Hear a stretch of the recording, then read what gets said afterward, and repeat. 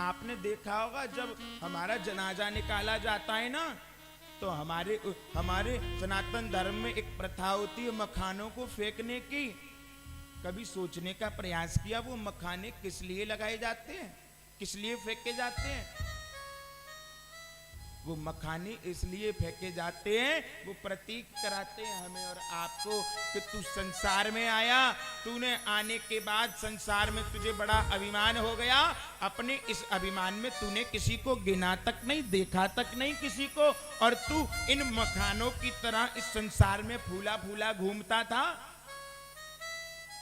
आज वो मखाने इसीलिए फेंके जा रहे हैं कि आज देख जे मखाने फूले हैं और तेरे पीछे जो लोग चल रहे हैं जो तुझे कभी दबा नहीं पाते थे, आज तू इनके पैरों से देख कैसे खुंद रहा है। देख तू खुंद रहा है कि नहीं खुंद रहा है। आज तेरा वो बल कहां चला गया जो कि आज तू 4 लोगों के कंधे पर जा रहा है। कहां है तेरा बल? ये हमें प्रतीक कराते हैं ऐसा। आपने देखा होगा जिस समय हमारी मृत्यु हो जाती है तो पिंडदान किया जाता है और वो पिंड हमारी छाती के ऊपर रखा जाता है, देखा होगा ना। और उस पिंड में एक सिक्का लगाया जाता है खुला हुआ, 1 रुपए का सिक्का लगाया जाता है ना। 10 का भी नहीं लगाया जाता, 5 का भी नहीं लगाया जाता, 2 का भी नहीं लगाया जाता, बस 1 का ही लगाया जाता है। कभी सोचने का प्रयास किया 1 का ही सिक्का क्यों लगाया जाता है? हाँ, जीवन भर घटरियां कमाई हमने, बैग भर भर के, बोरे भर भर के पैसे कमाए, तो गड्डियां क्यों नहीं रख दी जाती हैं? 1 आध गड्डी रख दो, साथ चली जाएगी, क्या हो जाएगा? 1 रुपया ही क्यों रखा जाता है? वो इसीलिए रखा जाता है कि संसार में आकर के तूने ये मेरा, वो मेरा, इसका मार, उसका मार सब इकट्ठा करके अपने पास रख लिया। इस पैसे के लिए तूने पत्नी को पत्नी नहीं समझा, बालक को बालक नहीं समझा, माता को माता नहीं समझा, पिता को पिता नहीं समझा, अड़ोसी पड़ोसियों को नहीं समझा, रिश्तेदारों को नहीं समझा। अपने मद में चूर रहा इस पैसे के लिए। क्या हुआ इस पैसे का? अगर आज मजाल है तेरी छाती पे ये सिक्का रखा हुआ है, इस सिक्के को भी उठा के दिखा दे तो हम तुझे जाने। आज क्या हो गया तुझे? आज तुझे ऐसा क्या हो गया जो तू एक सिक्के को भी नहीं उठा पा रहा है? वो सिक्का इसीलिए रखा जाता है, वो प्रतीक कराता है संसार में तूने किसी को कुछ नहीं समझा इस पैसे के लिए। आज भाई 1 रुपया खुला सिक्का भी तेरे साथ नहीं जा सकता है। इसीलिए ये सिक्का रखने की प्रथा होती है। संसार की रीत है, जब आपके पास कुछ नहीं होगा ना तो कोई देखेगा तक नहीं, और अब उसको पता है ना कि ये संसार छोड़ करके जा रहा है तो सब कुछ लुटा देगा, सब व्यवस्थाएं हो जाएंगी, सीढ़ी बनाने वाले आ जाएंगे, ठटरी बनाने वाले आ जाएंगे, लेकिन जब जिंदा होंगे ना तब कोई रिश्तेदार भी नहीं आएगा, और मर जाएंगे तो सब रिश्तेदार भी आ जाएंगे। हाँ? कैसी ये दुनिया की रीत रे। हाँ? बड़ा सुंदर गाया। एक दिन मिलके बिछड़ जाए एक दिन, कैसी ये दुनिया की रीत। बड़ा सुंदर कहा। इस जीवन का कोई पता नहीं है कब कौन कहां से आया कहां चला जाएगा। हाँ? ओ एक दिन मिलके बिछड़ जाए एक दिन, कैसी ये दुनिया की रीत रे, रीत रे। एक दिन मिलके बिछड़ जाए एक दिन, एक दिन मिलके बिछड़ जाए एक दिन, कैसे ये दुनिया की रीत रे, रीत रे।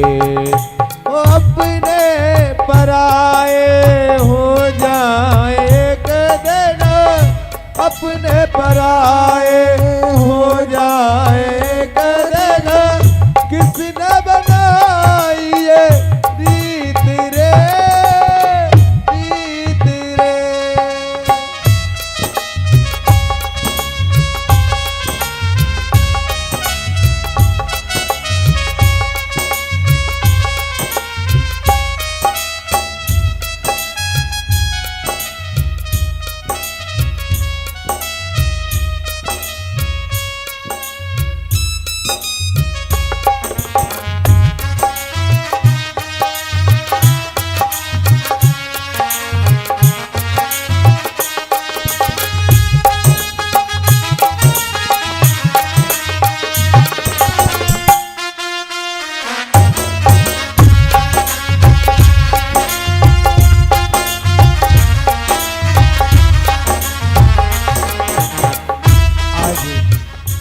बड़ा सुंदर कह रहा है वो व्यक्ति जो ठटरी पर बंद करके जा रहा है।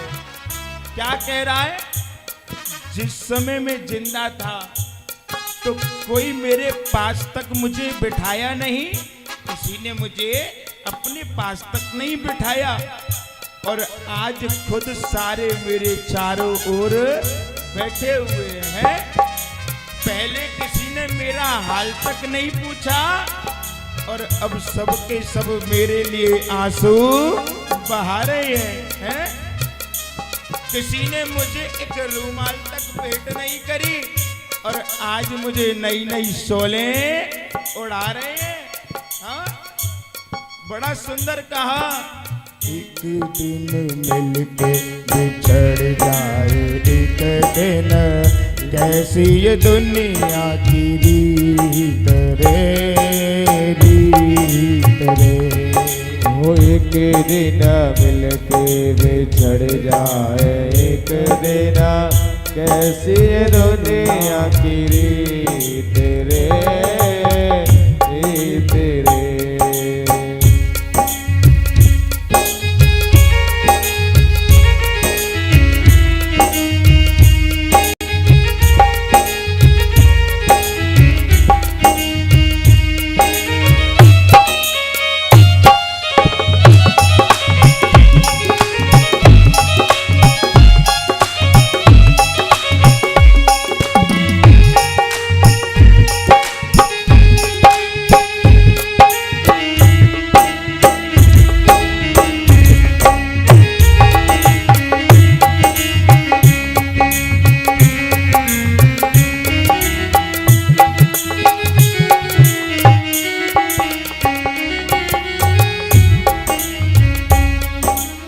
एक दिन मिलके बिछड़ जाए एक दिन, ऐसी ये दुनिया की।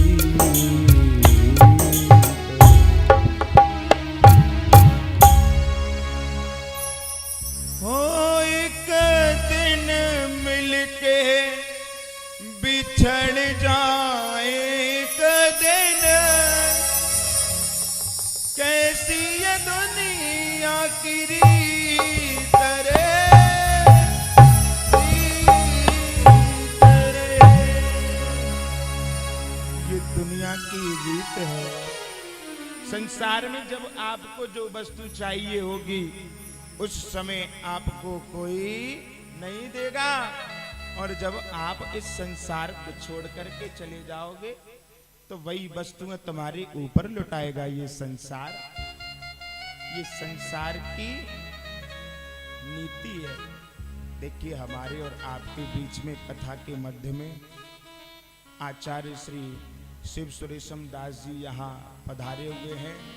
महाराज श्री जी का निवास यहाँ आपके नैनाने ब्राह्मण में है। ठाकुर जी की अनंतो अनंत कृपा है महाराज जी के ऊपर।